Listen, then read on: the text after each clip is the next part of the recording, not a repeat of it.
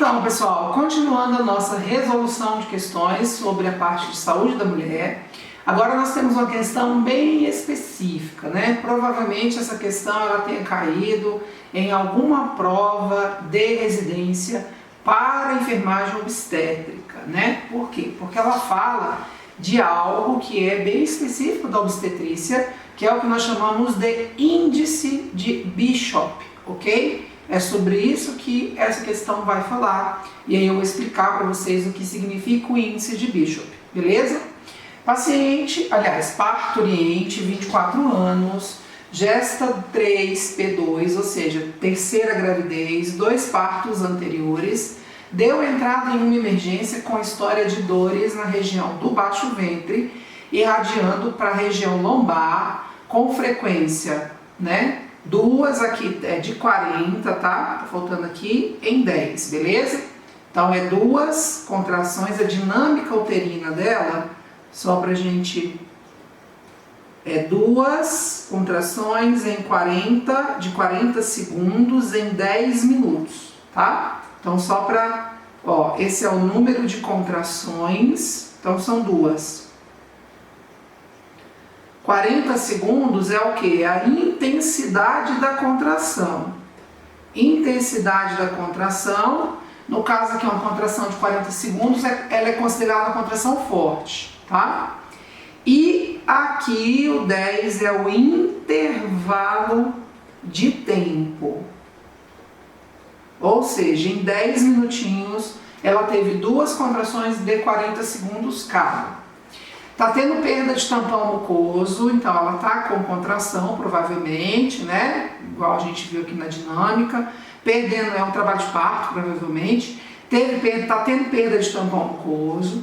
E aí foi tocada. Quando ela foi tocada, ela tava com o colo 30% apagado, 4 centímetros de dilatação, tava um colinho amolecido, centralizado, mas o bebê estava alto ainda, ó, em -2, quando a gente considera o plano de Deli, e estava bolsa íntegra. Então, de acordo com a avaliação obstétrica, como encontra-se o índice de Bishop desta paciente? Então, o que é esse índice de Bishop? Como ele é uma paciente gesta 3 para 2, ou seja, ela já vai para o terceiro parto, o índice de Bishop ele vai me permitir avaliar se essa paciente tem indicação de indução, se ela vai evoluir naturalmente para o parto vaginal, é só uma questão de tempo aguardar, tá? Então é isso que o índice de Bishop ele avalia. Então ele vai verificar se essa paciente precisa ser induzida, e se ela precisa ser induzida, como que ela vai ser induzida? Ela vai ser induzida com ocitocina, ela vai ter que colocar misoprostol, vamos usar balão, né? Balão para poder fazer pressão ali no colo, balãozinho, balonete com a sonda, né? Que é uma maneira mecânica também de se fazer indução de trabalho de parto, tá? Então, como é que é essa escala ou esse índice de Bishop? Ele avalia, tá? Ele parece a escala de Virginia-Apgar, né? Ele vai avaliar alguns parâmetros, né, que a gente tem na dilatação do colo do útero. Então, ele vai avaliar, na verdade, são 5 parâmetros, tá? Então, o primeiro deles é a posição do colo. Depois ele avalia a consistência desse colo. O que mais? Ele avalia o apagamento, a dilatação e a altura do bebê. Então, no toque a gente avalia todos esses parâmetros, ainda avalia a questão da bolsa, né? No caso aqui a bolsa está íntegra, a bolsa não rompeu, tá? E aí a partir desses parâmetros, a gente vai fazer, parece aquela escala de Virginia-Apgar, né? Quando a gente avalia o bebê quando nasce. Então, ó, a gente tem 0, 1 e 2. A gente vai atribuir e 3. Só que nesse aqui a gente tem um 3 também. A gente vai atribuir pontuações de acordo com a característica, cada uma dessas características do colo. O colo, ele é naturalmente voltado para o cóccix, ele é naturalmente posterior. Então, se esse colo está posterior, é porque ainda está longe, né? Então, para essa característica da posição do colo, seria 0 no índice de Bishop. Beleza? Se esse colo está intermediário, ou seja, ele está no meio do caminho, ele não está lá para trás, mas também não está rente à vagina, porque à medida que está tendo contração, à medida que o bebê vai forçando, esse colo vai vindo para frente, esse colo vai centralizando. Então, se ele está aí no meio do caminho, entre o posterior e o centralizado, vai ser um pontinho, tá? Se ele já centralizou, um colo centralizado, ele vai ser 2. E aí não vai ter um terceiro, né? Porque para esse parâmetro aqui, né, o colo ele está posterior, ele está intermediário, no meio do caminho, ele está centralizado. Pronto. Já avaliamos a posição. Vamos avaliar a consistência. É um colo que está grosso ainda. Então, se esse colo está grosso, é 0 para ele. Beleza? Não, esse colo já está mais amolecidinho, né? Então, ele já está começando a ficar meio que a gente chama de uma consistência mais amolecida, mas ainda não está totalmente amolecido, está médio, um pontinho. Não, esse colo está amolecido. Eu vou até tirar esse grosso aqui para não confundir com apagamento. Vamos colocar assim, uma consistência firme, uma consistência mais rígida, tá? E aí não vai ter um terceiro parâmetro. Para o apagamento, então apagamento, o que é o apagamento, né? O apagamento, porque a gente sabe que o colo ele é o quê? Ele é grosso, beiçudo, assim, né? É um bicão. E aí, à medida que vai tendo a contração, que o bebê vai empurrando, ele vai afinar antes de abrir. Isso geralmente acontece nas primíparas, né? Nas multíparas, ele já afina e abre concomitantemente. Por isso que os partos das multíparas costumam ser mais rápidos. O apagamento do colo ele é avaliado em porcentagem. Então, por exemplo, se a paciente está aí com de 0 a 30% de apagamento do colo, é 0. Se está entre 40% e 50%, é 1. Isso aqui é bem subjetivo, né? Essa avaliação aí em porcentagem, tá? Se está entre 60% e 70%, é 2. Se está maior ou igual a 80%, é 3. Certo? A dilatação, vamos lá. O colo está impérvio, então a dilatação está 0. É 0 ponto. Não, ele já está ali uma polpa, né? Que é 1 para 2 centímetros. 1. Não, ele já está 3 para 4 centímetros, que já é entrando aí na fase ativa, vamos dizer, né? Do trabalho de parto propriamente dito. 2. Não, ele está maior ou igual a 5 centímetros. Aí já é 3. Altura. Altura é o que? A descida do bebê em relação à bacia, lembra? Então, ó, a bacia é assim, ó, ela tem um estreito superior, um estreito médio e depois ela abre aqui embaixo o estreito inferior. O estreito médio é na linha das espinhas isquiáticas. Ali é o plano 0 de Delis. Acima da espinha, o plano de Delis é negativo. Abaixo das espinhas, o plano de Delis ele é positivo. Então, se é um bebê que está bem alto, tá, por exemplo, em -3, lá no plano de Delis, porque ele é assim, né? Ó, quanto mais alto ele está, mais negativo ele fica. Então, ó, -1, -2, -3. E aqui para baixo, ó, +1, +2, o +3 o bebê já está coroando, né? Então vamos lá, se o bebê está bem alto, está em 0 de Delis, ele é -3 de Delis. Ele está bem alto, a gente praticamente nem consegue tocar, né? Essa apresentação de tão alta que ela tá bom? Então, deixa eu só ajeitar aqui minha tabelinha, né? Fechar a tabelinha de Bishop. Então, se o bebê está bem alto, né, e menos 3 é 0 no Bishop, tá? Na escalinha de Bishop. Se ele, né, tiver em menos 2, já desceu um pouquinho, mas ainda está alto, é 1. Se ele está em menos 1, ou seja, ainda alto, ainda acima da espinha isquiática, tá? Mas ali já bem próximo da espinha, tá? É 2. Se ele está no 0 ou positivo, aí a gente coloca 3 pontos. Beleza. Então vamos ver. A questão ela diz, ó, o paciente está lá no toque, 30% de apagamento. 30% de apagamento, então, para o apagamento, quanto que é? 0. 30%. 4 centímetros de dilatação. Para dilatação, 4 centímetros. 4 centímetros, 2 pontos. Amolecido. Então, a consistência do colo, consistência, amolecido, 2. Ele está centralizado. Então, a posição do colo, ele também está 2. E a altura da apresentação, menos 2. Então, a altura, menos 2, a gente coloca 1. Ou seja, quanto que é a soma desses parâmetros?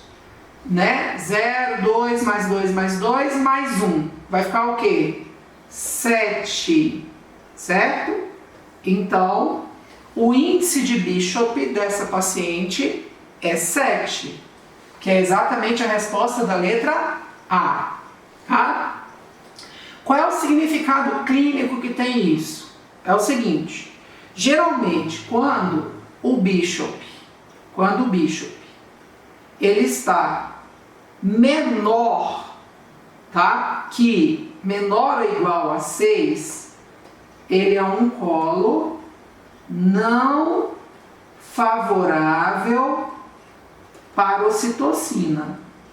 Então, nesse caso, eu tenho que fazer misoprostol, que é colocar aquele comprimido dentro da vagina para poder preparar esse colo, tá? Então, nesse caso aqui, a gente usa misoprostol, que é o famoso Citotec, né? Mas aqui não tem problema porque não é aborto mais, né?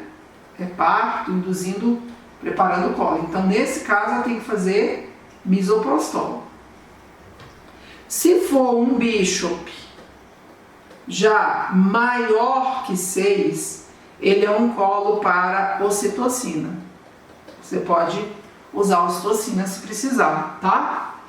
Geralmente, quando esse colo é maior que 8, ele é um colo bem favorável para evolução do parto normal. Tá? Então, a partir de 8, na maioria das vezes, é um colo que está super responsivo, é um colo que provavelmente não vai dar nenhum problema, que esse parto vai acontecer de maneira tranquila, tá? Às vezes nem precisa você usar a ocitocina. Por quê? Porque é só uma questão de tempo e esse colo vai evoluir naturalmente, tá bom? Então, veja que ela é uma questão bem específica, que fala de índice de Bishop, tá? E a resposta ficou a letra A, que é o somatório de todos esses parâmetros, que é igual a 7. Então, letra A é o gabarito. E agora, mais uma questão também bastante específica. Vamos lá, o comando dela é bem extenso, tá? E depois a gente tem alguns métodos aí diferentes, né? Para discutir. É fundamental para a humanização do parto, o adequado preparo da gestante para o momento do nascimento. E esse preparo deve ser iniciado precocemente durante o pré-natal. Além dos aspectos técnicos propriamente ditos, o preparo para o parto envolve também uma abordagem de acolhimento da mulher e de seu companheiro no serviço de saúde, incluindo o fornecimento de informações como o nascimento deverá ocorrer, o preparo físico e psíquico da mulher e os procedimentos rotineiros, entre outros. Preparo da gestante para o parto abrange a incorporação de um conjunto de cuidados, medidas e atividades que tem como objetivo oferecer à mulher a possibilidade de vivenciar a experiência do trabalho de parto e parto como processos fisiológicos. Na literatura são descritos vários métodos que podem ser iniciados no pré-natal. Durante o parto, este método é também conhecido como método psicoprofilático da dor.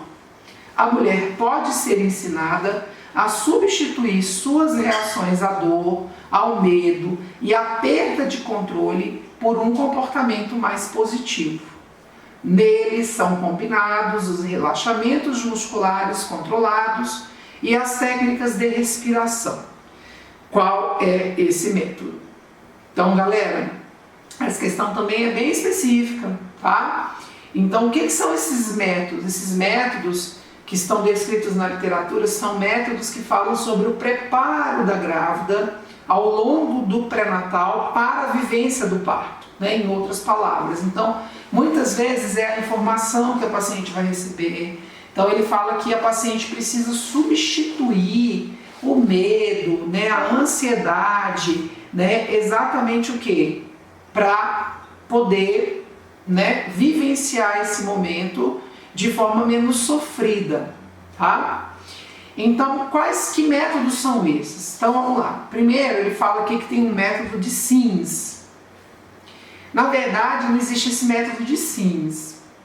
SINS é uma posição que é usada, por exemplo, em cirurgias que você coloca o paciente em decúbito lateral, por exemplo, fazer cirurgia de rim, né, uma nefrectomia, por exemplo. Então, é essa posição. Ou vai fazer, por exemplo, fletionema, exames de próstata, colonoscopia. Geralmente, o paciente precisa ser posicionado nessa posição de decúbito lateral. Seria a posição de SINS. Não é bem esse método de SINS que ele está descrevendo aqui. Bem, na letra B, ele fala de método de Lamaze. Lamaze foi um francês, tá? Que falou, o Lamaze, ele fala lá que a grávida precisa ser preparada ao longo do pré-natal com exercícios de relaxamento, com técnicas de respiração, com apoio emocional, que aí inclui a inserção do parceiro, né, que é exatamente o que ele está colocando aqui no item, né, também, que, né, você precisa inserir, né, o parceiro, né, tem que tentar fazer com que essa mulher encare a dor, o medo, né, por um comportamento positivo, tá? Então aqui a gente tem, ó, as técnicas de relaxamento, as técnicas de respiração, o apoio emocional. Isso tudo é característica do Lamaze, que, por sinal, é a nossa resposta da questão, tá?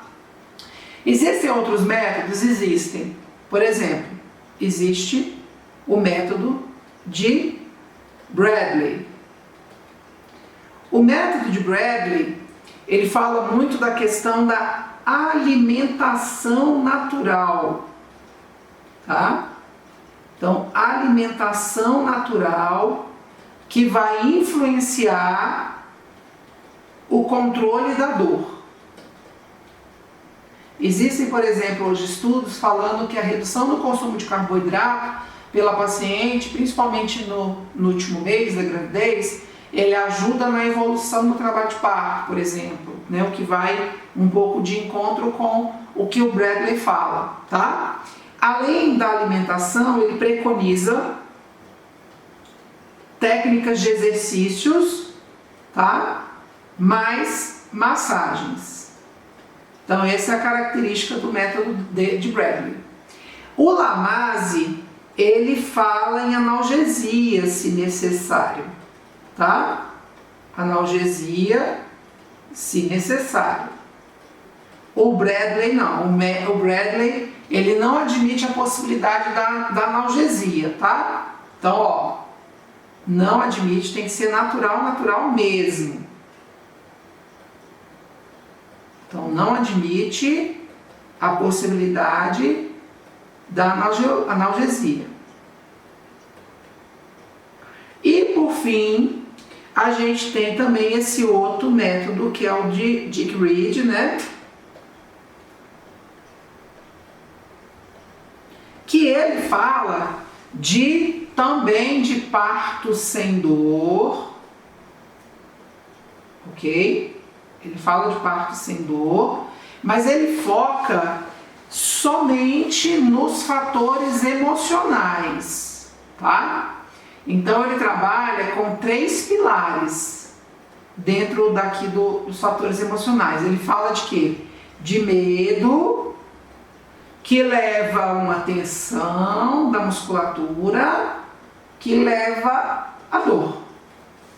Então, o Dick Reed, ele trabalha somente com esses fatores emocionais, beleza?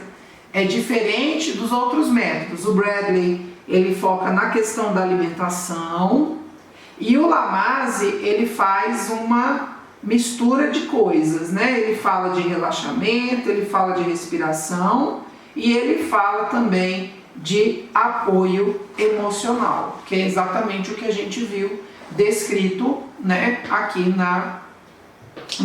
no nosso comando, tá bom?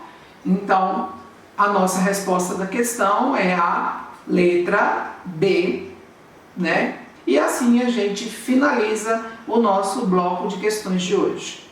Até a próxima!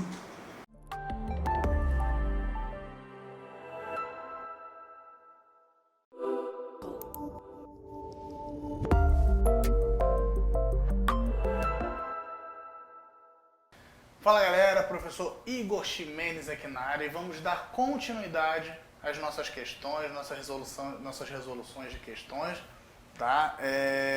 Essa questão aqui é até muito tranquila, muito fácil, o próprio nome, o próprio enunciado já dá a resposta, né? Vamos avaliar aqui. As doenças crônicas não transmissíveis prevalentes no cenário epidemiológico nacional são cardiovasculares e cerebrovasculares, C. Diabetes e hipertensão arterial, D. Neoplasias e doenças renais e reumáticas.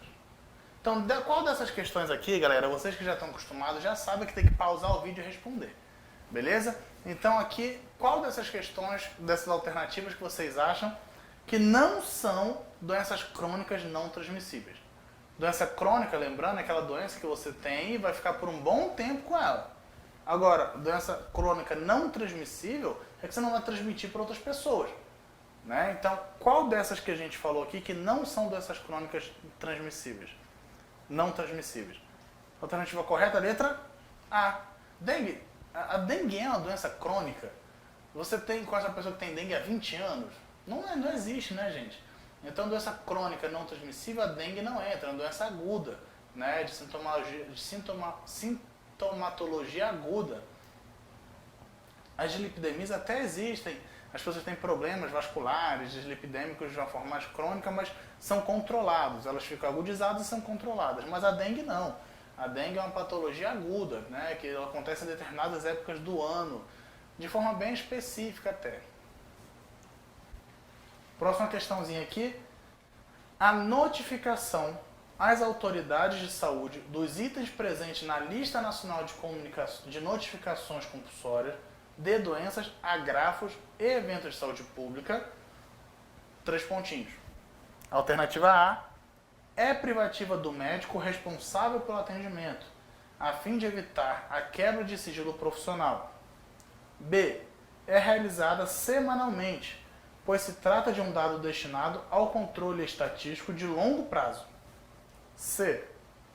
Deve ser realizada para os casos confirmados, com o intuito de não gerar dados falsos que dificultem a análise de cada situação. D. É obrigatória para estabelecimentos de saúde pública e privada, inclusive instituições educacionais, de cuidado coletivo, serviços de hemoterapia, unidades laboratoriais e instituições de pesquisa. Qual dessas daqui está correta, galera? Vocês responderam o quê? Alternativa correta, letra D. Galera, é obrigatório para qualquer estabelecimento de saúde, qualquer estabelecimento educacional, que tenham qualquer cuidado coletivo, como o ILPI, por exemplo, instituições de longa permanência para idosos, né, serviços de hemoterapia, laboratórios, por exemplo, é muito assim ampla a obrigatoriedade dessa notificação. Então, qualquer profissional de qualquer uma dessas áreas é obrigado a realizar uma notificação quando constatado ou suspeitado, e aqui já fala aqui em cima, ó, na alternativa C, deve ser realizada nos casos confirmados. Não necessariamente, na simples suspeita, você já deve abrir uma notificação, tá? Para controle dos dados epidemiológicos.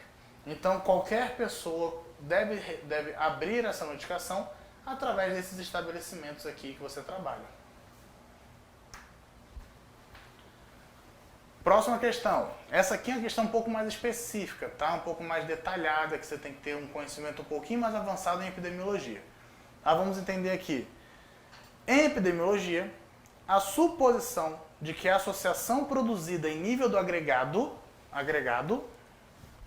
correlacionando médias, aplicam-se ao nível individual. É denominada de inferência estatística, B, dedução lógica, C, falácia ecológica, D, erro tipo alfa e E, erro tipo beta. Resposta correta, eu sei que vocês já pausaram, pesquisaram, trouxeram todas as informações aqui tranquilinhas. Resposta correta aqui, galera, C. E vamos especificar aqui para vocês não entenderem um pouquinho. Inferência estatística, fazer afirmações sobre características de uma população baseando-se em resultados de amostra. Dá um exemplo para vocês. Vocês querem fazer um estudo salarial de uma empresa. Ver uma média de quantas pessoas recebem. Só que a empresa, vamos supor, tem 500 colaboradores.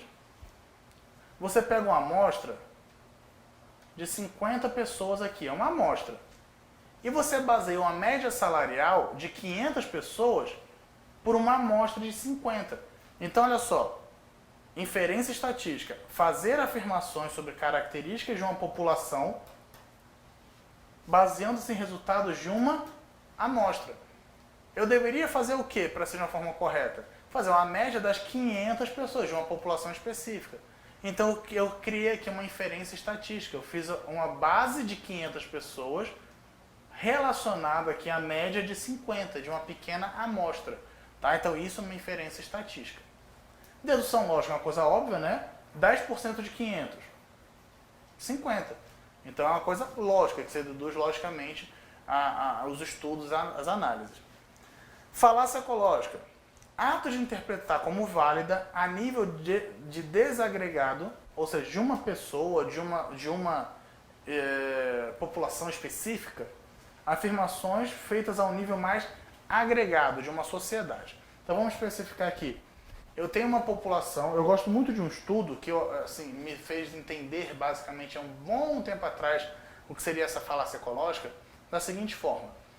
Eu tenho uma população de 10 mil pessoas. 10 mil pessoas na minha população. Só que dessas 10 mil pessoas, vamos colocar aqui que 9.500 são protestantes, né? Protestantes. Eu percebo que existe uma taxa de suicídio muito alta na minha população. Tem uma taxa de suicídio, vamos botar aqui, uma coisa absurda, só para vocês entenderem, de 60% de toda a minha população. O que seria essa falácia ecológica? Eu dizer que na minha população de 10 mil pessoas, sendo 9.500 pessoas protestantes, é eu dizer, e eu tenho uma taxa de 60% de suicídio, é eu dizer através desses dados soltos que os protestantes têm maior propensão ao suicídio, porque eles são a maior população. Não tem ligação à religião ou qualquer outra coisa com a taxa de suicídio nesse caso, nesse estudo. Então eu estou realizando uma falácia ecológica.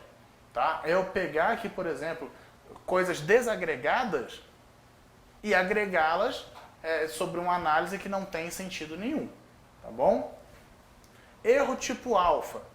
Se a hipótese é verdadeira e eu assumi que é falsa, ou seja, eu fiz um estudo onde a minha hipótese se deu como verdadeira, através dos meus estudos, mas para benefício de uns ou desbenefícios de outros, malefício de outros, eu vou constatar e falar que é falsa. Isso é um erro tipo alfa. Erro tipo beta, essa minha hipótese é falsa e eu manusear, camuflar alguns dados para afirmar que é falsa. Então eu falei, sei lá, dá um exemplo. Existe até hoje essa briga se a Terra é plana ou se a Terra é esférica, né? Não se, assim, se tem estudos comprobatórios que a Terra é esférica. Mas eu vou manipular esses dados. Ó, minha hipótese é verdadeira, até então. Mas eu vou manipular esses dados para assumir que ela é falsa. Então eu estou cometendo um erro tipo alfa. Agora, eu estou afirmando que a Terra é plana. Até então, minha hipótese é falsa. E eu tenho que provar que ela é verdadeira. Então eu vou manipular dados, vou manipular alguma coisa para dar uma suposta veracidade à minha teoria. Então é um erro tipo beta.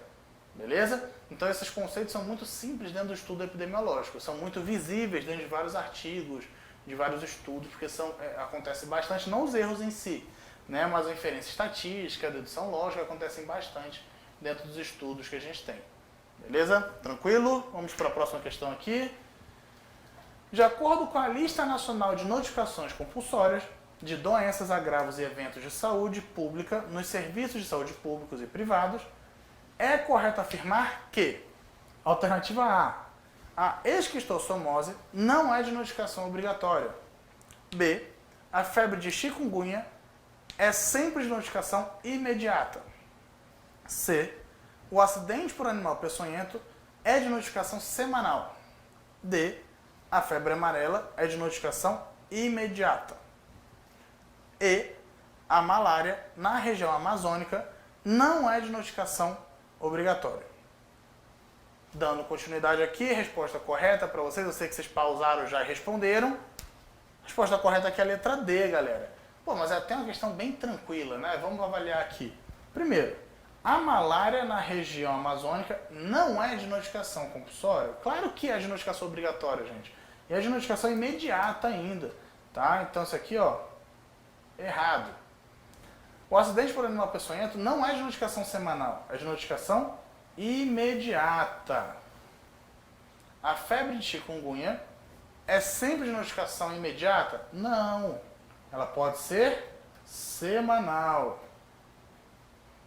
A esquistossomose, e essa seria a que seria confundida para vocês. A esquistossomose não é de notificação obrigatória, e é de notificação obrigatória principalmente no Rio Grande do Sul, né, que a gente tem essa maior amplitude, e foi solicitada pelo próprio Estado essa inserção da esquistossomose como doença de notificação obrigatória. Tá bom? Então ela é sim a esquistossomose, e a febre amarela é sempre de notificação imediata, você não pode esquecer isso. A suspeita da febre amarela é de notificação imediata. Então a gente não deve esquecer e saber disso daqui. Se a gente soubesse já da febre amarela, eu já não teria dúvida sobre nenhuma outra questão, né? A correta já seria diretamente a febre amarela. Essa aqui é uma questão muito legal, galera, que vocês vão aprender uma coisa muito legal agora. Para um determinado ano, para o ano X, ao analisar os dados referentes à tuberculose entre a população residente no município tal, tá? Vamos colocar um município, sei lá, Rio de Janeiro, minha terrinha, com população de 40 mil habitantes, o enfermeiro constatou o quê? Que nós tínhamos 40 pessoas em tratamento da tuberculose, 15 casos novos de tuberculose pulmonar, ou seja, a incidência de tuberculose pulmonar foi de 15, casos novos de tuberculose ganglionar, 3, a incidência de tuberculose renal, 2, 14 altas por cura, 4 altas por abandono de tratamento. Frente a esses dados, é correto afirmar que, para o período analisado, a taxa de incidência da doença por 100 mil habitantes é de, e aí, alternativa A, 100, B, 55, C, 50, D, 37,5 e 0,5. Para isso, eu vou mostrar uma coisinha para vocês aqui, ó. Taxa de incidência, galera, uma formulazinha. Pô, professor, uma matemática, galera, faz parte. nós vamos mexer com números, né? Epidemiologia mexe basicamente com números, com estudos de doenças, com observações, mas nós temos que montar relatórios para análise de dados, né? Então vamos avaliar aqui. Sobre taxa de incidência, casos novos,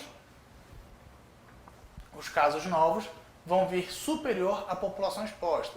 Então vamos montar esse caso aqui. Vamos ver primeiro os casos novos. Quais são os casos novos? Ah, professor, tem que somar 40 com 15, com 3, com 2. Não, galera, vamos avaliar. Casos novos sobre população exposta. Quais são os casos novos? 15, mais 3, mais 2. Só isso aqui dá 20. Beleza? Então eu tenho aqui, ó, 20 sobre qual a população exposta. O que quer dizer como população exposta? Toda aquela população que eu tenho lá na minha cidade. Então eu tenho 40 mil habitantes. Então eu vou botar aqui 40 mil habitantes. 20 sobre 40, né? Vamos avaliar aqui. E o K que a gente tem aqui, ó, que a gente consegue avaliar, que seria vezes K, é a constante que se tem. Qual é a constante que se tem? 100 mil habitantes. Se eu quiser para 1 milhão de habitantes, se eu quiser para 10 mil habitantes, é a constante. Então como que ficaria a fórmula? Deixa eu fazer aqui para vocês entenderem aqui. Casos novos, 20 sobre 40 mil vezes 100 mil. Isso é muito tranquilo de se resolver. Quando a gente faz toda a resolução da questão, qual a resposta correta que fica? Resolvam aí, façam aí as questões. Resolva essa questão pra gente. Quanto é que dá? Se você respondeu 50, você acertou, meu amigo. Se a gente realizar todo esse cálculo, 50 é o número, a taxa, né, de incidência que a gente tem para a tuberculose no ano X. Porque nós vamos calcular todos os casos novos sobre a taxa, sobre a população exposta, vezes a constante de 100 mil habitantes que ele me deu. Então tem todos os dados para responder aquela forma.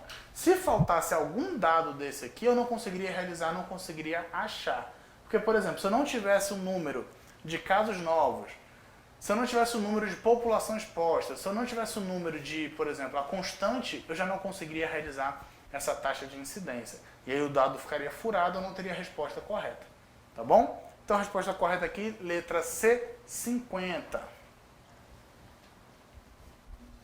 Estudos epidemiológicos podem ser classificados em observacionais e experimentais. De maneira geral, os estudos epidemiológicos observacionais podem ser classificados em analíticos.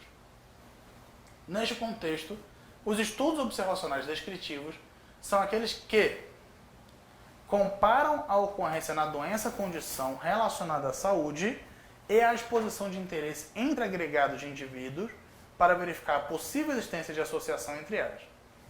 B. Delineiam para examinar a existência de associação entre uma exposição e uma doença ou condições relacionadas à saúde. C. Tem por objetivo determinar a distribuição de doenças ou condições relacionadas à saúde, segundo o tempo, lugar ou características de indivíduos. D. Determinam simultaneamente a exposição e a condição de saúde do paciente. Então, galera, vocês responderam.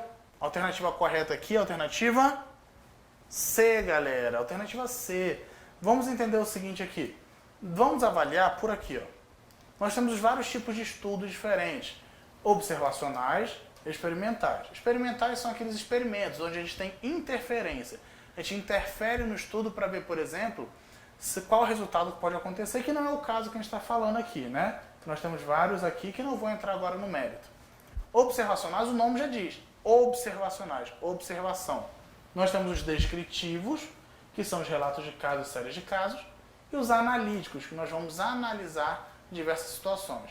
Os analíticos, basicamente, nós vamos formar a partir de tempo, a partir de grupos, enfim, nós vamos avaliar certas circunstâncias que se tem para analisar um indivíduo, como por exemplo, comparar a alternativa A aqui, ó, compara a ocorrência da doença, condição, relacionada à saúde e à exposição de interesse entre agregados de indivíduos, para verificar a possível existência de associação entre elas.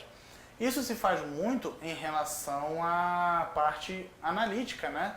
A gente tem muito essa junção, grupo de pessoas para realizar esse estudo analítico, basicamente. C. Tem por objetivo determinar a distribuição de doenças ou condições relacionadas à saúde, segundo o tempo, lugar e características de indivíduos, que a gente pode chamar ainda, que a gente costuma fazer, sobre séries de casos e os relatos de casos. Né? A gente faz sempre um estudo em cima dos casos. Lembrando que o relato de casos, normalmente, a gente faz no máximo até 3 pessoas. E passou-se disso, a gente costuma fazer uma série de casos. Né? Então, normalmente, a resposta correta para isso, alternativa C, galera. Tá? Que a gente vai avaliar o estudo de caso específico desses pacientes. Tá? A série de casos, relato de casos. Tá bom? Sempre determinado pela saúde, sempre pelo tempo, tá? O lugar que as pessoas estão. Tudo isso a gente vai tentar analisar para relacionar e observando sempre o paciente. Exemplo, observar uma doença que a gente nunca viu, descrever sobre uma doença que a gente nunca viu. Então eu vou sempre relacionar o tempo, por que essa doença apareceu. E eu vou descrevendo casos novos, vou descrevendo os sintomas dessas doenças que eu nunca vi na minha vida. Tá? Isso acontece muito nessa situação.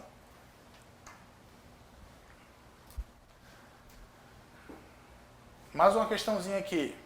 Ao longo de um ano, num dado município, uma população de 20.000 habitantes, divididos em proporção igual de sexo masculino e feminino, ou seja, 10.000 para cada, foram registrados 100 óbitos por todas as causas, um deles por câncer de próstata.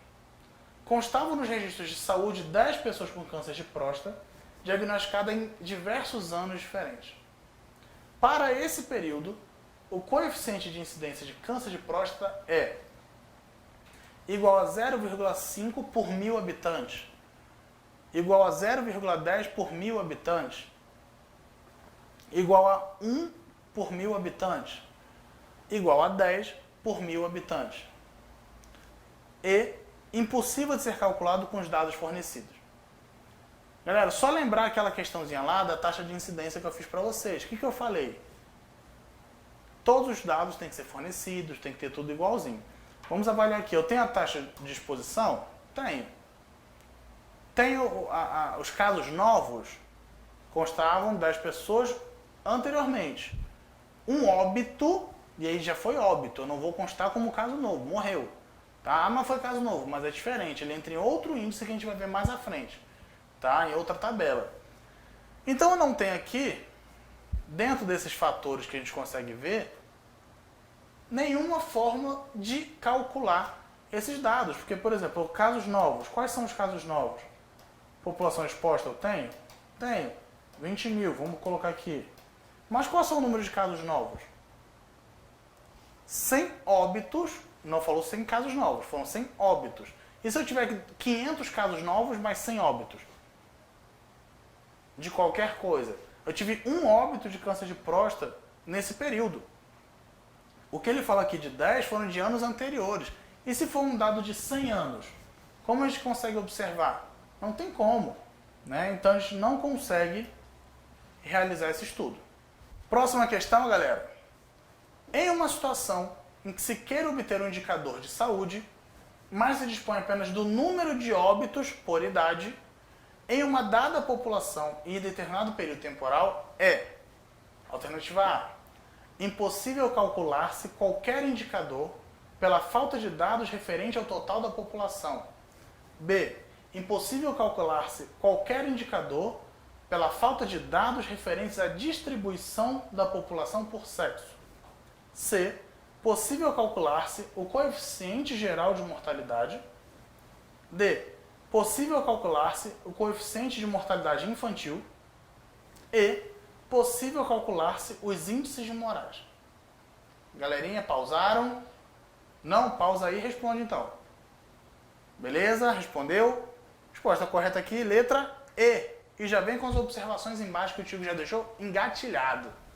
Índice de Moraes é uma tabela que a gente tem, é uma taxa que a gente consegue separar a mortalidade por idade, né? Então a gente tem determinados fatores por idade de morte. Então ele analisa, por exemplo, de menores de 1 ano, de 1 a 4 anos, de 5 a 19 anos, 20 a 49 anos e maiores de 50 anos. E ele vai fazendo um tabelamento, como se fosse uma cronologia, né? Por exemplo, vamos montar um aqui só para vocês entenderem. Nós temos aqui 1 ano, 1 a 4 anos, 5 a 19, 20 a 49 e maiores de 50. Nós temos aqui 10, 20, 30, 40, 50. Vamos imaginar que de menores de 1 ano morreram 20. De 1 a 4 anos morreram 30. 5 a 19 morreu 10. 20 a 49 morreu 50. E maiores que 50 morreram 40. Ele monta um estudo através da morte por idade das pessoas, né? Então esse é o índice de Moraes. Por isso que é importante a gente conseguir, olha só o contexto que se tem no enunciado. Em uma situação que se quer obter um indicador de saúde, que é um indicador de saúde, para saber se, por exemplo, aonde se está morrendo, qual a maior taxa de mortalidade, em qual idade. Que a gente consegue depois entender o porquê, o que está levando essa taxa de mortalidade a essa determinada idade específica, né? Mas se dispõe apenas do número de óbitos por idade. Nossa, ele deixou na bandeja para a gente falar do índice de Moraes, gente. Em uma dada população, em determinado período temporal. Tá? E outra, eu não consigo, por exemplo, calcular nenhum outro dado, porque eu não tenho nem, por exemplo, total de população, eu não tenho quantas pessoas tinham qual a taxa de incidência, de prevalência, eu não tenho nada. A única coisa que eu consigo calcular com esses dados no enunciado é o índice de Moraes. Tá? E lembrando, esses são a taxa de idade específica para calcular o índice de Moraes. Próxima questão. Uma equipe de pesquisadores querendo analisar os efeitos da exposição a uma determinada substância seleciona uma população de 15 mil pessoas expostas durante 10 anos a ela, no passado, ou seja, antes desse estudo. Eles não estão avaliando daqui em diante, eles estão avaliando daqui para trás. E outras de 15.500 pessoas jamais expostas. Então ele pegou aqui agora 15 mil pessoas e outras 15 mil que tiveram contato daqui para trás. Encontra fortes evidências de um efeito dose-resposta entre a exposição à substância e incidência de câncer de pulmão e bexiga. Incidência, casos novos, beleza? Nesse período. O desenho epidemiológico do estudo é A. Ecológico, B. Caso controle, C. Retrospectivo de corte, experimental clássico, um inquérito. A alternativa correta, que eu sei que vocês já pausaram, já responderam e acertaram, inclusive, alternativa C. Retrospectivo de corte, galera. Retrospectivo é uma coisa que ele pega, quando no final do ano, tem uma emissora na televisão aí, que faz retrospectiva 2020. Passa tudo o que aconteceu naquele ano. Então, retrospectiva, ele vai daqui para trás. Ele vai analisar todo esse período atrás do que aconteceu. Corte é quando pega um período do tempo específico, né? Então, vamos pegar daqui esses 15 mil e analisar o passado, né? Vamos pegar pessoas que tiveram contato e vamos analisar agora. Então, tiveram contato no passado e analisar. Vamos pegar outras 15 mil que não tiveram contato nenhum e analisar no mesmo período todas as duas. Né? E vamos fazer um estudo entre as duas. Vamos fazer uma média, né, entre essas. Então é realmente retrospectivo de corte. Experimental clássico é quando a gente faz intervenção no próprio estudo. Né? Ecológico, quando se tem estudos de números populacionais de países, por exemplo. Né? Calcular quantos casos de Covid a gente tem na França, na Espanha, no país, mas sem poder correlacionar, sem poder comparar, sem poder comparativo. Beleza? Inquérito.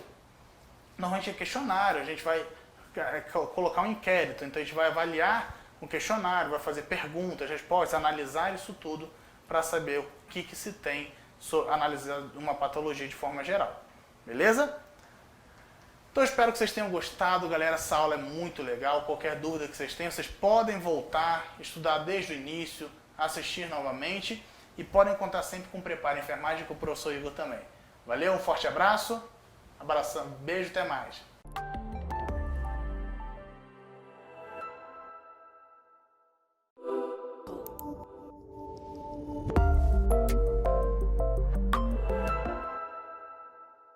Olá pessoal, como vocês estão? Acredito que todos estejam estudando as questões de ética, porque hoje nós vamos dar continuidade aos exercícios. Eu sou Michele, professora aqui do Prepara, acredito que vocês já me conhecem, até porque o primeiro bloco das questões de ética nós já abordamos e eu espero que vocês tenham conseguido entender todas as questões, né? Se vocês seguirem, logicamente, as dicas que eu passei de ler o código de ética, de associar com a prática, vocês vão conseguir fazer as questões sem nenhum problema. Tudo bem? Então agora nós vamos dar continuidade às questões. Espero que vocês tenham estudado para a gente fazer tudo muito rapidamente. Vamos lá. Nessa questão, sobre a resolução COFEN 564 de 2017, que é o nosso código de ética dos profissionais de enfermagem, você vai assinalar a alternativa correta. Então vamos lá.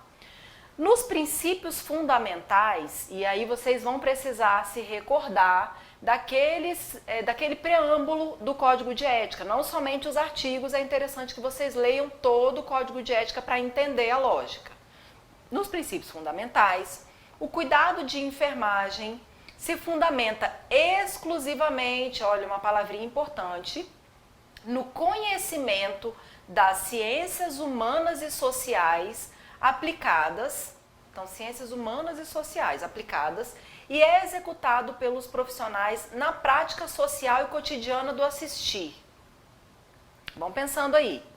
A letra B. No capítulo 1 dos direitos, no artigo 6º, o fundamental é direcionar e aprimorar seus conhecimentos técnicos científicos de excelência para a prática profissional. O que vocês acham? Será que é direito do profissional fazer um direcionamento e um aprimoramento dos seus conhecimentos técnicos científicos para a prática profissional? Parece interessante. Vamos passar para o outro. No capítulo 2 dos deveres, no artigo 33, aí vocês não precisam se preocupar, pessoal, em decorar o que diz cada artigo, tá? Até hoje eu nunca vi uma questão que tenha cobrado especificamente o que fala no artigo 33 ou em qualquer outro artigo. Ele vai abordar sempre o conteúdo e em que capítulo que esse conteúdo está. Então aqui ele está fazendo uma alusão ao capítulo o segundo capítulo dos deveres, o artigo 33. Os dados cadastrais só precisam ser atualizados na instituição profissional onde o profissional exerce as atividades profissionais. Sobre esse ponto, eu queria lembrar para vocês que o Conselho Regional de Enfermagem é a estrutura responsável por toda a fiscalização e normatização da prática profissional. Então, se eu, que sou enfermeira, fui até o conselho para fazer a minha inscrição e receber o meu registro profissional, não estiver trabalhando, ou se eu estiver trabalhando em instituições onde eu tenha o cadastro atualizado, ou se eu mudar de endereço, o conselho precisa saber disso, especialmente em relação ao endereço, para que ele consiga localizar o profissional. Então, por exemplo, alguém apresentou uma denúncia contra a minha pessoa e eu estou trabalhando em determinado hospital, só que o Corém não sabe onde eu estou trabalhando. No endereço que eu utilizei para fazer o meu registro lá no Corém, quando eu fui lá antigamente, eu já mudei, eu acabei esquecendo de atualizar o endereço. Como é que o conselho vai me localizar? Então, é minha responsabilidade manter os meus dados cadastrais atualizados para que o conselho consiga me alcançar. Isso é muito importante, não só para receber a cobrança que é devida, né, por lei da anuidade, mas também para que ele consiga me alcançar com as informações importantes sobre o conselho, a atuação e a sua atuação, sobre as eleições que eu, como profissional, tenho o dever de atuar, né, de prestar o meu voto no tempo correto. Inclusive, esse ano vai ser um ano, o ano de 2020 é um ano que vão ter eleições, então procurem saber para que vocês não percam a oportunidade, daí não fiquem com pendência junto ao conselho, e também para que o conselho localize o profissional durante alguma necessidade que venha a ocorrer, tá? Então aqui, nessa letra C, ele está falando que esses dados cadastrais só precisam ser atualizados na instituição profissional onde o profissional está atuando. Será? E se ele não estiver atuando, e se ele tiver mudado de endereço, e se ele estiver trabalhando em outro estado, como é que ele tem que fazer? Então, pensem direitinho nessa alternativa. A letra D. No capítulo 3 das proibições, o ato de executar atividades que não sejam da sua competência técnica deverá ocorrer em casos de urgência. Será que em casos de urgência eu posso fazer qualquer coisa, inclusive aquilo que não me compete como profissional de enfermagem, e inclusive aquilo que eu nem sei fazer porque eu não aprendi? Então vamos lá. A letra E, por fim, diz que no capítulo 4 das infrações e penalidades, sempre lembrem de fazer essas marcações, riscar, é importante vocês fazerem essas chamativas na alternativa para que vocês não se esqueçam do que ela está querendo dizer. A gravidade da infração é caracterizada por meio dos fatos, dos atos praticados ou atos omissos e dos resultados. Qual que vocês marcariam? Vamos lá, sem recorrer ao código de ética que vocês já leram, que eu tenho certeza que já leram. Qual vocês marcariam?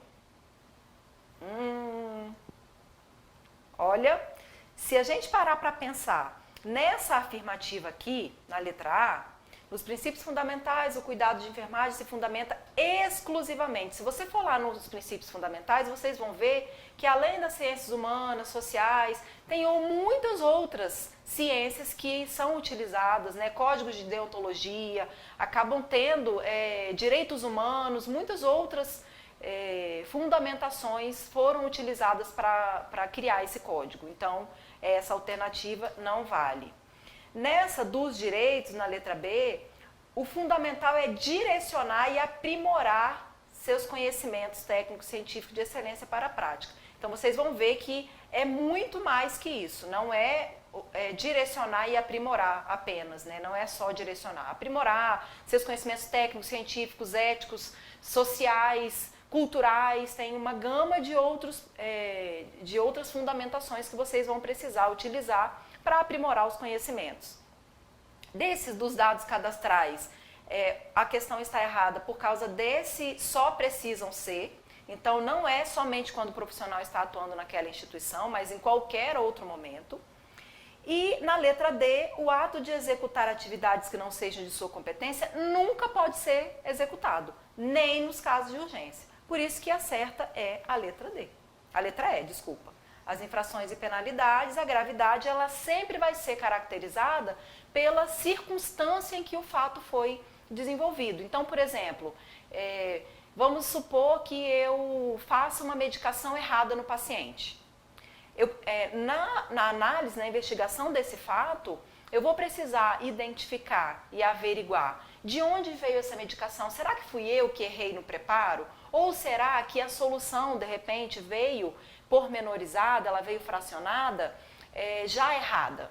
Será que a prescrição não estava errada? Então, tudo isso vai ter que ser caracterizado. E daí a gente vai ser levado em consideração o fato, o ato praticado ou até o ato omisso, né?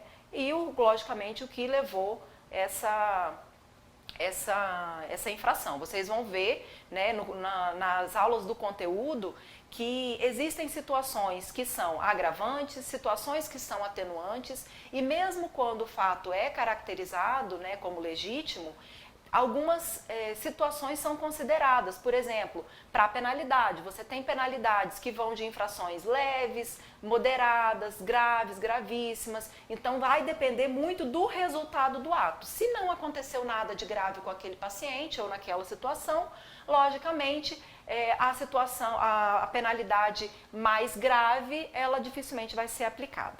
Ok? Vamos passar para o próximo? Assinale a alternativa que corresponde ao dever do profissional de enfermagem descrito no Código de Ética. Então, o que é dever? Dever é aquilo que é minha obrigação, que eu não posso deixar de fazer, que eu tenho que observar e ficar atento. Então, vamos lá. Exercer a profissão com justiça, compromisso, equidade, resolutividade, dignidade, competência, responsabilidade, honestidade e lealdade. Bom, me parece ok. Sempre que vocês virem esse artigo, prestem bem atenção nessas palavrinhas que eles colocam, porque muitas vezes a questão aborda inclui uma palavrinha que não tem nada a ver com o contexto, e aí você erra por ligo automático na leitura da frase, né, da alternativa, e aí vocês erram sem prestar atenção por algo que é claro, né, incluir uma palavra aqui que não diz respeito ao contexto. Ter acesso às informações, a letra B, relacionadas à pessoa, à família e à coletividade necessárias ao exercício profissional. Será que isso é um dever ou será que isso é um direito? Sempre se questione, é muito fácil a gente errar, né? O que é dever e o que é direito. Então, essa letra B me parece que não é tanto direito. Vamos ver se é ou não. O que vocês acham? Letra C. Formar comissão de ética de enfermagem e participar dela, bem como de comissões interdisciplinares em que trabalha. É muito importante, se vocês pegarem com mais curiosidade, não que seja o conteúdo, mas a resolução do COFEM que fala das comissões de ética, dificilmente quem forma a comissão, quem organiza o processo todo, pode ser integrante da comissão. Então aqui, será que é um dever? Eu não sei se é um dever formar a comissão de ética, né? Letra D. Realizar atividades de ensino, pesquisa e extensão e participar delas, respeitando a legislação vigente. Qual que vocês marcariam, pessoal? Essa tá mamão com açúcar, mas ela tá confusa. Se vocês não prestarem atenção e não lembrarem do conteúdo que vocês leram, pode ficar um pouquinho difícil. Então vamos lá, o que vocês acham? Quem dá mais? Olha, a letra A fala de um dever nato do que é o Código de Ética. Como eu disse para vocês, essas palavrinhas elas são bem claras e todas elas, nesta questão, dizem respeito fielmente ao que está lá no Código de Ética. Então, as outras alternativas, essa não é direito, essa não é direito e essa não é direito. Ou melhor, essa aqui, ela fala especificamente daquele ponto que eu disse para vocês, de que nem sempre quem participa da comissão de ética, quem forma, pode participar. Então tem que tomar cuidado, mas aqui fala somente do Código de Ética, então acredito que vocês lendo a questão, vocês vão se recordar do que se fala, né? Essas palavrinhas, todas elas, se vocês associarem o que é justiça, o compromisso do profissional, a equidade, a resolutividade daquela atividade que está sendo desempenhada, a dignidade, a competência, a responsabilidade, a honestidade e a lealdade. Então vocês conseguem fechar a questão marcando a letra A, porque as outras elas têm, né, uma desvirtuação do que seria um dever, tá bom? Ok, vamos para mais uma questão? E aí, todas que vocês tiverem dúvidas, a gente pode esclarecer na monitoria, tá? Na mentoria, se vocês tiverem e quiserem falar alguma coisa, quiserem perguntar, se ficarem com dúvida, a gente vai ficar de pronto para esclarecer tudo para vocês, tá bom? Então, vamos lá, questão 19. Em referência ao novo Código de Ética dos Profissionais de Enfermagem, Resolução 564 de 2017, é permitido. O que é permitido? Então vamos lá, é permitido para o profissional de enfermagem negar-se a executar atividades que não sejam da sua competência técnica científica, ética e legal, ou que não ofereçam segurança ao profissional, à pessoa, à família e à coletividade, exceto em situações de urgência e emergência. Vocês lembram se o Código de Ética traz dessa forma? Que ele pode se negar a executar essas atividades que não sejam da sua competência.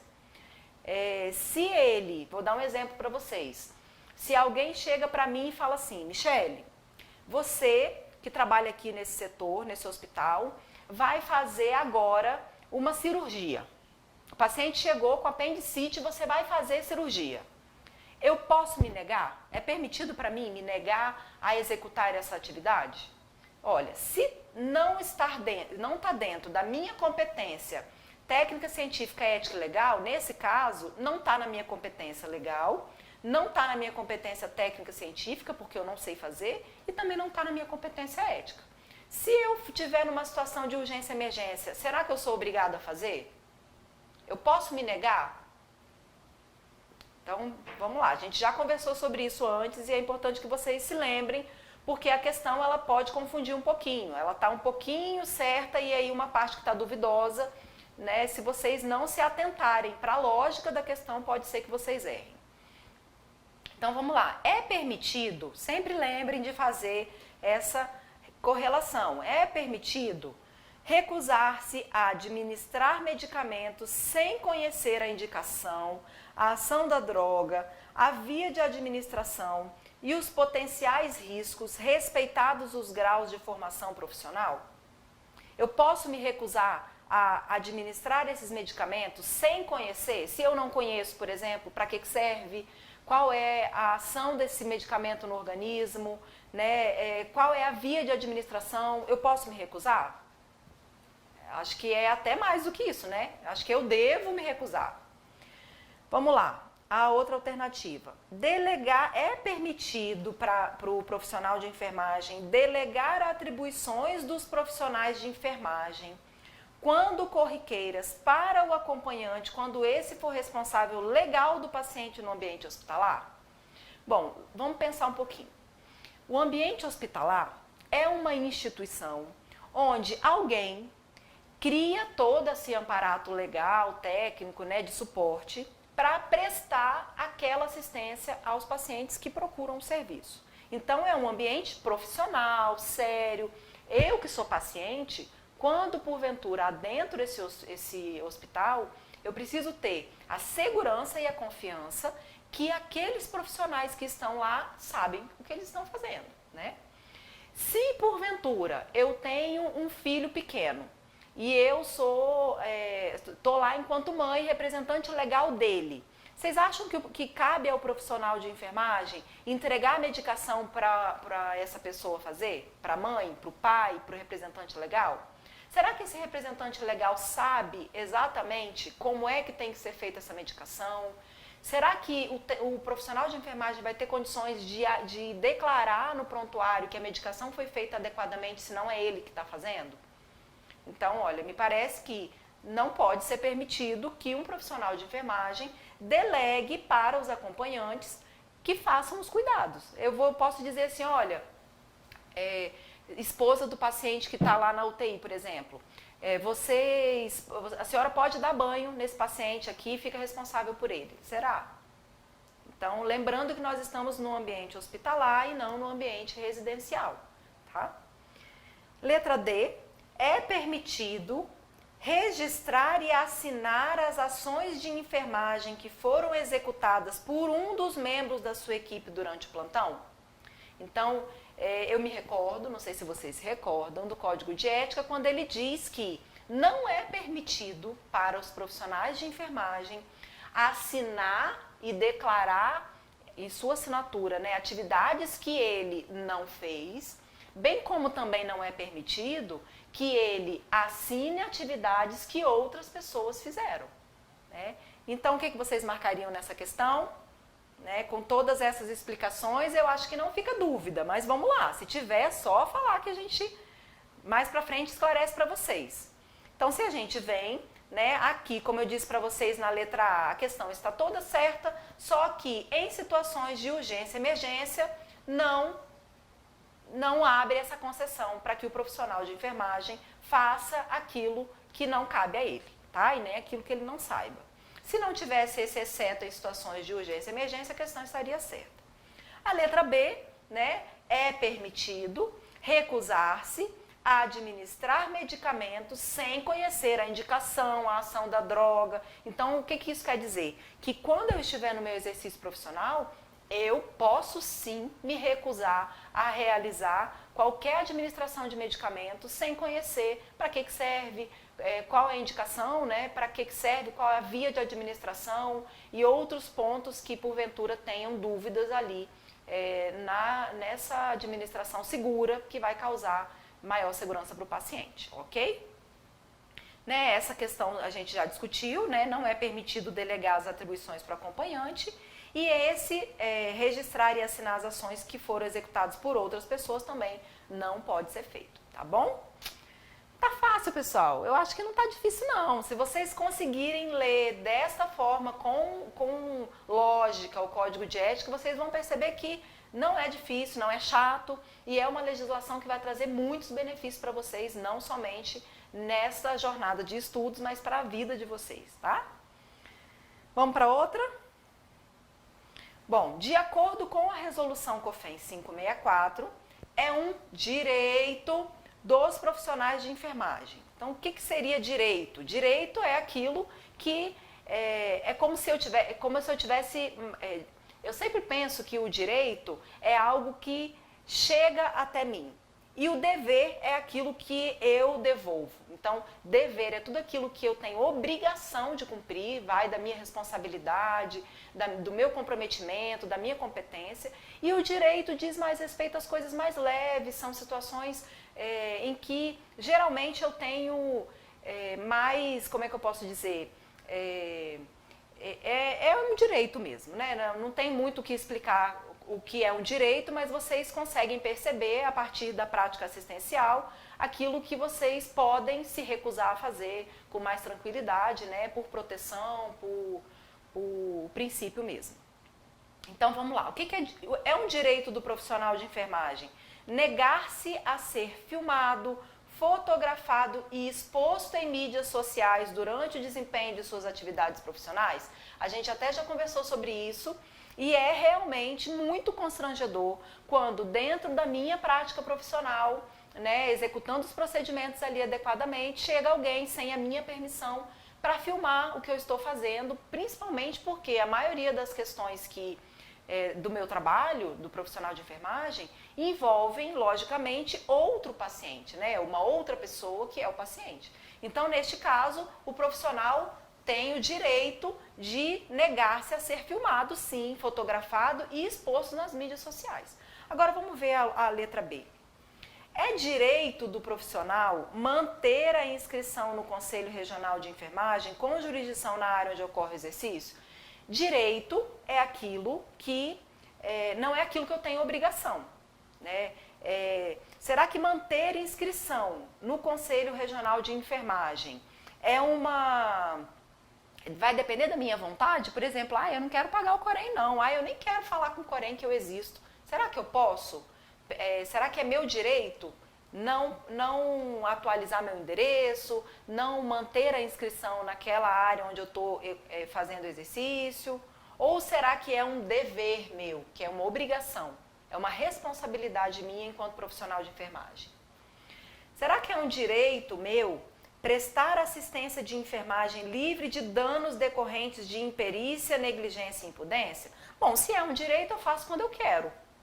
Vocês acham que eu posso? Eu tenho esse direito de prestar a assistência livre de riscos, né, decorrentes de imperícia, imprudência e negligência somente quando eu quero? Ou será que isso é um dever? Vamos lá, será que eu tenho o direito de executar ou determinar atos contrários ao Código de Ética? Ixi, aí eu já nem terminei de ler a questão, eu já sei que essa está errada. Então, eu não tenho o direito de executar ou determinar atos contrários ao Código de Ética e à legislação que disciplina o exercício da enfermagem. Então, aqui, inclusive, é uma proibição. Eu não tenho direito, muito pelo contrário. Vamos ver qual é a certa? A letra A. Então, o direito do profissional de enfermagem se relaciona a negar-se a ser filmado, fotografado e exposto em mídias sociais durante o desempenho das suas atividades profissionais. Então, essa ficou fácil, né? Como eu disse, a letra B é um dever, a letra C também é um dever e a letra D é uma proibição. Se vocês pararem para associarem, né, ver a lógica de inserção dos artigos do primeiro capítulo, que são os direitos, do segundo, que são deveres, e do terceiro, que são as proibições, vocês vão conseguir fazer as questões, ó, assim. Não são difíceis. Difícil é matemática, né? Outras questões que a gente tem que pensar, que tem fórmula, que tem cálculo. Para quem é profissional de enfermagem, o código de ética desce redondinho. O que vocês acham? Vão querer me matar, né? Mas não é não. É muito fácil, pessoal. Se vocês pegarem a lógica, vocês vão ver que ganham todas as questões muito facilmente, né? Vamos passar para a próxima? Então vamos lá. Considerando a resolução 564, né, que é do Código de Ética dos Profissionais de Enfermagem, são deveres. Então vamos ver o que são os deveres dos profissionais de enfermagem.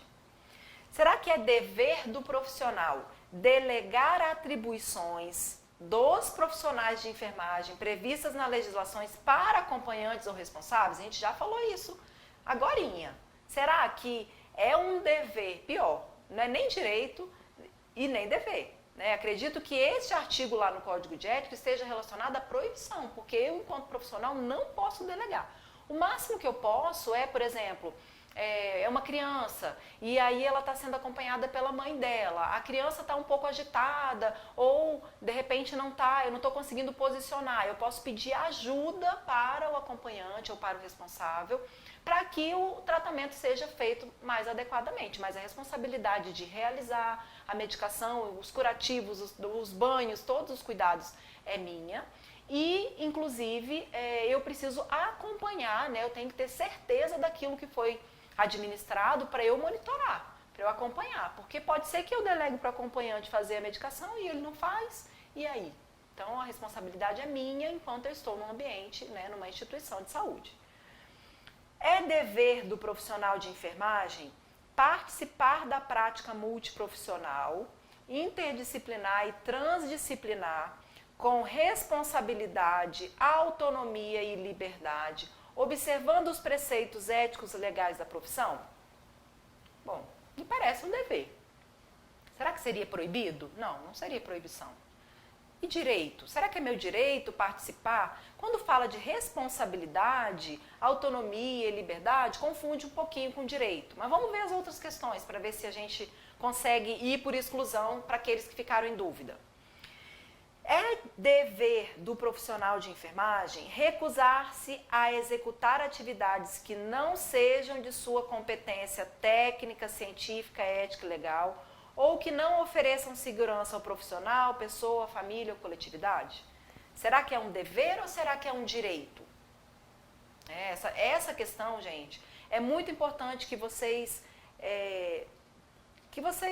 façam exercícios, né? Os exercícios eles vão acabar dando para vocês uma maior segurança a respeito do que é direito e o dever. E essa questão é chave. Esse artigo aqui, quase que 100% das provas, né, que tem algumas questões de ética, abordam, porque é algo assim que interfere diretamente na prática assistencial e muitas vezes algumas pessoas confundem se é direito ou se é dever. Então eu não vou entregar a questão agora para vocês, mas é importante que vocês observem mesmo, para saber, né, e a partir disso vocês terem condições de não errar as questões. Então é dever do profissional de enfermagem conhecer, cumprir e fazer cumprir o Código de Ética dos Profissionais de Enfermagem e demais normativos do Sistema COFEN e Conselhos Regionais de Enfermagem? Então, olha, é dever? Será que é direito conhecer? Eu não acho que seja um direito. É proibido conhecer? Não. Então, me parece que esse é um direito. Um dever, desculpa. Mas vamos ver, vamos seguir. É dever do profissional de enfermagem sobrepor o interesse da ciência ao interesse da segurança, ao interesse e segurança da pessoa, da família e da coletividade? Bom, aqui me parece bem uma proibição. Né? Eu não posso jamais sobrepor o interesse da ciência ao interesse da segurança da pessoa, da família e da coletividade. Então, o que quer dizer isso? Se eu tiver dentro de um setor onde alguém esteja fazendo uma pesquisa com o paciente que eu estou responsável, né, ali naquele plantão, naquele momento, e o paciente apresentar, por exemplo, uma parada cardiorrespiratória, eu jamais posso pensar assim, deixa eu esperar eles terminarem de fazer a pesquisa deles e depois eu começo o atendimento. Isso nunca pode acontecer. Por isso que é proibido sobrepor o interesse da ciência ao interesse e segurança da pessoa, da família e da coletividade. Então, primeiro a segurança, primeiro o cuidado e depois vem o interesse da ciência. E aí, o que vocês acham? Qual alternativa é? Então, vamos lá, ó. Considerando a resolução, o que é dever? Delegar atribuições, aqui é proibido delegar atribuições dos profissionais de enfermagem previstas na legislação para acompanhantes ou responsáveis, a gente já tinha falado, então aqui é proibido. Aqui, participar da prática multiprofissional, interdisciplinar e transdisciplinar com responsabilidade e autonomia é um direito do profissional. Ele não pode ser excluído da prática. Então, dentro de uma equipe multidisciplinar, eu não posso, por exemplo, que o prontuário médico fique com exclusividade, o prontuário do paciente, me desculpa, porque o prontuário não é do médico, o prontuário é do paciente, eu não posso jamais esconder informações da equipe. Então, ele tem o direito de participar dessa prática multiprofissional, com responsabilidade, com autonomia e com liberdade, observando, lógico, os preceitos do Código de Ética, né, quanto ao sigilo, né, as informações que não podem ser passadas, o cuidado com o paciente, a necessidade, por exemplo, de consentimento da família para que o tratamento seja executado. Então, tudo isso envolve um direito de cada um dos profissionais de enfermagem. Recusar-se a executar atividades que não sejam da sua competência é um direito, então o que é direito ninguém tira. O que é direito meu, ninguém pode tirar. Por isso que eu tenho o direito de me recusar a executar qualquer atividade que não seja da minha competência. Ou ética, ou legal, ou técnica, né? Se alguém denegar para mim alguma atividade que não me cabe, eu tenho o direito de me recusar, tá bom? Então aqui é direito. Essa letra D é a correta, né? Tá certíssima. Essa tá assim redondinha com o Código de Ética. E a letra E, né, como eu disse para vocês, é proibido sobrepor o interesse da ciência ao interesse e segurança da pessoa, da família e da coletividade. Ok, pessoal? Acredito que vocês não tenham ficado com dúvidas, porque o conteúdo não é complicado. Se vocês se reportarem ao Código de Ética, vocês vão conseguir entender cada uma das questões. Se quiserem mais exemplos, se ficarem com dúvidas em algumas questões que vêm sendo cobradas com muita frequência, podem demandar que a gente esclarece com todo prazer, tá bom? Até mais, até uma próxima. E estudem bastante. Tchau, tchau!